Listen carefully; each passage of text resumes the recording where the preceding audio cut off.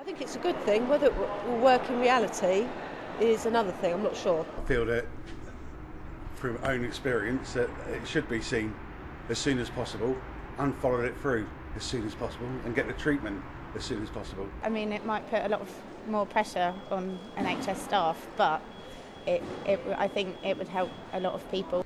I think it's a very good idea to have a timescale to work to, so long as it doesn't compromise other services, because the problem is, as I see it, there's only limited resource, and if to provide this service they're taking that resource elsewhere, then there could be consequences. Yes, well, any improvement that can be sort of maintained, but it has to be funded. I think that's quite quick, 18 weeks, it is, yeah, compared to what it used to be.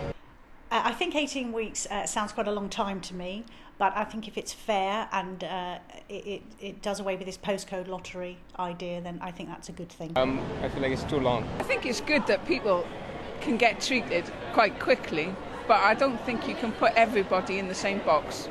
That's the problem, because 18 weeks for somebody might be great, but it might not be for other people. And how are they going to do that? What else is going to suffer so that they can meet targets? The issue is one of capacity rather than waiting lists. At the end of the day, if you can only treat so many people, then what you need to be doing is not to have an artificial limit on the waiting list, but expand the capacity that's available to treat people in the faster time. In the past, something has always suffered or standards have dropped in order to meet targets. If there is that in place, then it will stop them from doing that. It will stop them from bumping patients, and it will also mean that they can't do it, and it will make them think twice before they do it. I think it's a good idea as long as it can stay efficient. If it works in practice, then it's a good idea. I'm going through this at the moment with my mother. Okay. And the process is too slow. So 18 weeks is too slow? She had to wait 10 weeks to get an MRI scan after Christmas. We've had to fight to bring it forward, and we've got it next week. Idea was absolutely wonderful, but it's just totally impractical to achieve. We just end up with a lot of people suing, losing money, sending out money because they weren't seen in the time. I think perhaps 2 weeks may be a bit too much pressure on the system, but perhaps 4 or 6 weeks I think would be a good time frame.